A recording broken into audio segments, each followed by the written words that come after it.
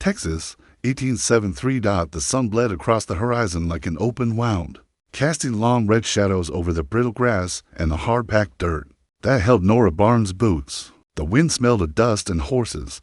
A hawk circled above the ridge, silent, watchful. Nora's fingers curled tighter around the iron handle of the bucket she dragged from the well. Half filled. Her knuckles were raw, pink at the edges. The sleeves of her blouse were rolled, exposing skin browned by sun and calloused by a year of doing a man's work on land that no longer cared whether she lived or died. Her footsteps crunched along the path back to the house until she froze. A sound, a scream, faint but jagged, like a knife scraping rock. It came again from the gully beyond the cottonwoods. Not an animal, not a coyote. It was a child. She dropped the bucket. Water sloshed over the dry earth, vanishing instantly. Her boots pounded across the sand. She ran. Her rifle was still leaning by the door, useless now, but something deeper than instinct drove her legs. Grief, maybe, or guilt, or that stubborn will that had kept her upright when both her child and husband had been buried 6 feet down beneath rocks that barely held. She reached the edge of the gully, the slope slick with loose sand and roots. Below movement, a small form thrashing, half submerged in the boggy earth. It was Quicksand. Nora's eyes widened. The boy no older than 12 was up to his chest in the muck, arms flailing weakly, head bobbing. He wasn't crying anymore. He was just sinking. No horse, no pack, no boots. His hair was long, black, and wet with sweat and grit. She scanned the edges. No signs of others, no footprints, just this boy and the land swallowing him. Stay still. She barked, sliding down the slope on her boots. The boy didn't respond. His eyes were wide, dark, fevered. He looked like he hadn't eaten in days. Nora found a branch, thick and strong, torn from a mesquite tree nearby.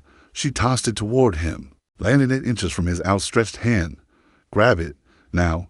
He reached once, missed. His arm sank deeper. Look at me. Her voice was steady, a mother's voice. She hadn't used it in months. Look at me, boy. I ain't gonna let you die here, but you gotta move slow. Hold that branch. His eyes locked on hers. He was terrified, but he nodded, small, barely. One hand rose, then the other. Fingers curled around the branch. Nora braced herself and pulled. Her boots dug into the edge of the gully. Her legs strained. She grunted, her breath sharp in her chest. The mud groaned. The branch flexed. Then, with a sucking sound that echoed through the dry air, the boy broke free. His body slumped forward, kicked in mud from throat to toe. He gasped, collapsed. Nora dragged him up beside her, both of them falling backward into the dust, their chests heaving. For a long moment, they just lay there, the broken things beneath the shadow of the trees. The boy didn't speak. Nora sat up first. She wiped her brow with the back of her arm, then glanced down at him. He was staring at her, not with fear now, not even gratitude, just something deeper. Recognition. Nora exhaled. Well, she muttered, ain't this something? She helped him to his feet. His clothes, what little he had, were soaked and torn. No shoes. His feet were cut. His lips split. He had no mark of settler boys. She led him toward the barn, the sun dipping low behind them. That night, he slept on the hay in the corner, under an old quilt that once belonged to her son. She didn't ask where he came from. He didn't offer a word, but she had her suspicions. The Comanche hadn't been seen this far east in months. Most had been pushed out, run off, or worse, but a few still moved through the wild trails, ghost-like. Her husband used to curse them under his breath until the day his blood soaked their porch steps. He died with a hammer in his hand, not a gun. She buried him alone, and when the fever came for their boy, she couldn't even find anyone to help dig. Now, a child sat in her barn, alive because of her, a Comanche child, if her gut was right. But she didn't throw him out. She ladled broth into a tin bowl and placed it on the barn floor beside him. He blinked at it, then lifted it carefully, drinking in silence. When he finished, he placed the bowl back, eyes never leaving her. What's your name? She asked. Nothing. She sighed. Right. Don't mean you owe me words. Still, his gaze lingered on her as she turned to go. In the quiet of her room that night, Nora sat by the window. The moon was half full. A coyote called somewhere beyond the creek. She thought of her boy, his small hands, the way he'd once pointed at the stars and called them sky seeds. Her chest tightened. She clenched her jaw. What had made her run toward the scream? What ghost had she been chasing? At first light, she stirred a pot of beans and walked to the barn. The quilt lay folded. The boy was gone. She stepped outside. No tracks, no sound, no sign of his direction. Gone, like smoke. She stood still, hand on the door frame. He hadn't stolen, hadn't broken a thing, just vanished silent as the land itself. She whispered to the air, "Be well, whoever you are," and walked back inside, not knowing that the ground beneath her life had already begun to shift. The sun had barely crested the ridge when the dust began to rise on the horizon. Nora spotted them from the edge of her porch for riders, their figures thick with saddle grit, moving in slow formation across the open land like men who thought the earth owed them something. She didn't reach for her rifle, not yet. The lead horse was pale gray, streaked with sweat. Its rider wore a wide-brimmed hat pulled low and a black duster that flared with each breeze. But it wasn't the clothes Nora recognized Dot. It was the glint of a silver tooth when he smiled. "Clem Yarrow. Morning, Miss Barnes," he said, tipping his hat with mock politeness as he dismounted. The other men hung back, their hands close to their pistols for comfort. "Didn't know you had company this week," he added. "Saw tracks out near the cottonwoods. Small feet. Might be a child." Nora wiped her hands on her apron. "I ain't had company since the undertaker," she replied. "And he didn't stay long." Clem chuckled, dry and sharp. "That right?" He stepped closer. "Thing is, these tracks weren't settler tracks. No shoes, narrow stride, real light. Could be a young brave out scouting. Maybe wounded, maybe just hiding." Nora didn't blink. "Then he ain't my problem." Clem squinted. "You sure about that?" Silence settled like ash between them. The other men muttered something behind him, but Clem held her gaze. Finally, he spit into the dirt and grinned again, silver flashing in the sun. "Well," he drawled, turning back to his horse, "best keep your doors bolted, Miss Barnes. You see something, anything, you be sure to let us know. These Comanche types, they don't take kindly to kindness." He mounted in one fluid motion. "We'll be back around. Just checking on our neighbors." They rode off in a cloud of dust. Nora didn't watch them go. That night, the wind howled, harder than usual. Inside her cabin, the fire snapped, throwing sparks that made her flinch. She sat cross-legged on the floor, rifle across her lap. The worn metal barrel reflecting the flames. The boy's face wouldn't leave her mind. The way his hands trembled as he drank, the smudges beneath his eyes, the quiet strength of him, even soaked in sinking. She hadn't saved a Comanche. She had saved a child, her child. The memory crept in without invitation, fever sweat soaking the sheets. Her son's thin fingers clutching hers, the rasp of his final breath. "I couldn't save mine," she whispered to the fire, "but I saved him." The fire cracked again. Outside, something moved. Nora froze. She stood, lifting the rifle, and stepped toward the door. Moonlight spilled across the porch, silvering the grass. The barn sat quiet, the wind ruffling the eaves. She waited, breath shallow, eyes scanning. Then movement. Fast, low to the ground. She cocked the rifle. A rabbit bounded into the brush, its ears twitching. Her shoulders dropped, but the unease stayed. Someone had been out there. She felt it in her bones. The next morning, Nora walked the perimeter of her land. The wind had died. A strange stillness coated the air, as if something sacred had passed through. She found it near the cottonwoods, a mound of stones, stacked carefully, each stone painted faded red, a smear shaped like a hand. Not messy, deliberate, a pattern she'd seen in books once, and in stories whispered between settler wives on wash day, a morning symbol. This was not a warning, it was a rite, a message. She knelt. The stones weren't new. They'd been moved, with reverence, smoothed by touch, placed by hands that understood grief. Her throat tightened. They had come. They had seen her land, seen her, and left this, a Comanche burial marker. But not for death, for gratitude. For the life spared. She looked back toward the house. Smoke from her chimney curled into the sky. They could have taken anything, burned the barn, marked her as traitor, but they hadn't. They'd honored her. She touched the topmost stone, then sat beside the mound, her skirts brushing the dry grass. The wind stirred her hair, lifting strands and tugging them toward the sky. "I didn't save him for favor," she said quietly. "I did it because no child should die alone." She stood slowly, brushing the dust from her hands. The prairie stretched endless in every direction. unbothered by borders, politics, or hate, just wind, sky, and silence. And somewhere beyond the ridge, someone was watching. The wind pulled gently at her dress. She let it. The third morning came with a low hum in the earth. Nora stood on her porch, sipping coffee gone lukewarm, when she felt it before she saw it. A vibration, subtle but growing, like a drumbeat under her boots, like the land remembering something. Then she saw them, riders, a dozen or more, appearing over the distant ridge like a mirage. The early light cut sharp angles through the dust, painting them in amber and smoke. They moved slow, deliberate. A line of horsemen stretched across the horizon silent, except for the rhythm of hooves beating into the soil. Her breath caught. At the front of them, the boy tiva clean now, hair tied back, seated tall on a lean, muscled pony with mottled coloring. His chin was lifted, not proud, but strong.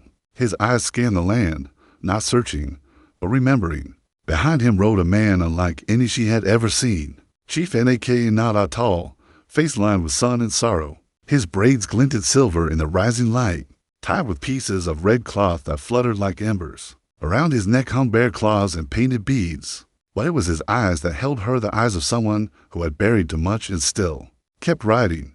Nora's hand hovered near the rifle leaning against the wall, but she didn't reach for it. She stood still as the wind stirred her dress, her heart thudding loud enough she swore the horses would hear it. They came to a slow halt, just beyond the edge of her field. No commands, no shouts, only silence. Then movement. Tiva dismounted, his moccasins touching down like the earth itself welcomed him back. He carried something wrapped in leather, then unfolded it to reveal a blanket, hand-woven in rich red, gold, and black. The pattern spiraled in circular waves, like wind tracing over water. He stepped forward, his feet sure, and laid the blanket gently at her feet. No words, only a nod. Then a woman approached, tall, eyes shaped like Tiva's, his mother. She carried a necklace made of turquoise and bone, threaded with leather darkened by age. She paused on the porch, then slowly bent and placed it beside the blanket. Her eyes met Nora's, and something passed between them, something raw, beyond language, a shared understanding. You saved my son. Nora's throat tightened. She placed her hand over her chest and whispered, "You're welcome." Then, with careful grace, she bowed her head. When she raised it again, Chief Nakana had dismounted. He stepped forward, not close, but close enough that she could see the scars lining his knuckles and the steadiness in his stance. He gave a single, solemn nod, then turned and walked back to his horse. No threats, no demands, no questions. Only honor. That night, the land felt changed. The tribe stayed not inside her home, but in the tall grass beyond the barn, where the field opened to the sky. She brought out cornmeal, salt pork, and beans in an old pot. They brought deer strips, roasted over open fire. There was no language between them, but there was food. Hands passed bowls, fingers pointed at stars. Children whispered and giggled under their blankets. A young man played a wooden flute by the firelight, the melody weaving into the night like smoke. It wasn't mournful, it was soft. Curious. Nora sat near the edge of the circle, her skirt tucked under her legs, her rifle resting unused behind her. Chief Nakana came and sat beside her. They didn't speak. He pointed once to the stars, then to his chest, then to her. She followed his gaze, then looked back into the flames. "I know," she said. She didn't have to explain the graves on her land, didn't have to tell him about the child fevered in winter, or the husband who bled out on a cold porch. He knew, and she knew he did. A single tear slid down her cheek, catching firelight as it fell. Nakana did not move, did not speak, but his hand reached into the dirt beside him, scooping a small handful of earth, then letting it fall back into the flames. Ashes to fire, lost a warmth. She lowered her head. He nodded. It was enough. By morning, they were gone. No hoof prints remained, no smoke, no dishes, not even the coals of the fire, just stillness. Until she stepped into her barn. There, placed beside the old feed trough, was something new. A small clay figure, hand-formed, crude but unmistakable, a horse, and beside it, a woman standing with one hand outstretched. She picked it up gently. It was warm from the sun, solid in her palm. She held it to her chest and smiled. "Thank you," she said aloud to the empty morning. "I'll remember." The sun had barely climbed the sky when the sound of hooves returned, but this time they did not carry peace. Clem Yarrow came thundering down the trail with 3 men behind him. Dust spiraled in their wake, rifles strapped to saddles, mouths drawn into hard lines. The silver tooth in Clem's grin glinted long before his words reached the porch. Nora was already outside, axe in hand, breath tight. Well, Clem called, drawing up just short of her steps. Word is you have visitors. Barnes, don't. Suppose you care to explain that cozy little powwow you hosted. Nora didn't flinch. Visitors come and go. Doesn't make them mine. They weren't just visitors. Clem spat. They're Comanche, savages, and you're feeding them, betting them hell. I bet you've even learned their little songs by now. The other men laughed, low and cruel. Nora didn't laugh. She raised her chin. You're not welcome here, Clem. Clem leaned forward in his saddle. This ain't about welcome. This is about safety and law. You remember law, don't you? You're no law, she said. His grin vanished. A man beside him uncorked a lantern from his saddle bag. No, Nora shouted, stepping forward, but too late. The man hurled it against the barn. Glass shattered, oil splashed, and flame swallowed the wall. It roared to life faster than any drywood should have allowed, leaping high, greedy, and wild. Nora backed up, heart slamming against her ribs. That barn held no threat to you. Clem dismounted. Maybe next time you'll remember where your loyalty lies. Nora reached for her rifle, fired once, shattering the dirt near his boots. The men froze. She stood alone in the open now, rifle level, eyes narrowed. You come any closer, and I swear I'll bury you where you stand. But Clem raised his revolver. He didn't smile this time. You first. And then the ground began to rumble, a whisper at first, then a thunder from the ridge behind her. Property. Shadows crested like waves, horses, many, a wall of riders thundered forward. Spears and bows drawn, long hair trailing in the wind. The Comanche had returned, and this time they did not come to offer gifts. Chief Nakana led them, with Tiva riding beside him, face fierce and unflinching. Clem turned just in time to see the arrows fly. One of his men screamed as he dropped from his horse, struck clean through the chest. The others scattered. One tried to fire back, but a second arrow drove him off his mount. Clem scrambled, retreating behind his horse, shouting curses. Nora didn't wait. She bolted to the water barrel, heaved it up, and ran for the barn. Smoke choked her, stung her eyes. She kicked the lower boards loose and doused the flames at the base, coughing hard as the fire hissed and sputtered. Then a shape landed beside her, Tiva. He pulled his own water skin, tossing it to her, then used a blanket to beat back the upper flames. Together, they worked wordlessly. Nora's hands burned. Her arms trembled, but she didn't stop. The flames surrendered, just smoke now, black and thick, when she stepped back into the field. Clem stood alone, face pale, chest heaving, revolver shaking in his grip. His men were gone, either dead or vanished into the dust. The Comanche surrounded him, silent. Nakana dismounted, walking slowly toward the settler with nothing in his hands but calm. He stopped a few paces away, spoke in low Comanche, a language thick with wind and weight. Then pointed to Nora. All eyes turned. Nora stepped forward, her rifle still in her hands, smoke smudging her sleeves. She looked Clem straight in the eye. You'll leave this place, she said, and if you ever come back, if you so much as breathe wrong near my land, I'll make sure you never ride again. Clem stared at her, his face twisted. Rage and fear climbed for dominance. He spat at the ground but backed away. He turned, limping to his horse, then rode off without another word, trailing shame and dust behind him. The prairie felt quiet again, only the crackle of dying fire, the breath of horses, and the wind brushing ash from burned wood. Nakana bent down, picked up a charred piece of timber from the barn. He knelt and pressed it into the dirt, carving slowly, a circle, simple, clean, the Comanche symbol for life debt repaid. He stood, looked once at Nora, his eyes steady, honoring. Then he turned to go. Tiva followed, but paused at the edge of the field. He glanced back. Their eyes met hers, worn but steady. His bright was something that might have been hope. She touched her chest. He gave a small nod. Then they were gone, hope stirring the dust as they rode into the dawn. They were even now, but not strangers, not anymore. Voice over ending, on land stained by dust, blood, and old anger. A woman in the tribe found something rare, understanding in saving a child. She unknowingly saved herself, and in honoring her courage, They gave her back something she didn't even know she lost. Belonging. If this story moved you, like and subscribe for more cinematic frontier tales. Drop a comment. What would you do if a tribe returned to your door? And remember, kindness echoes louder than gunfire, even in the wildest lands.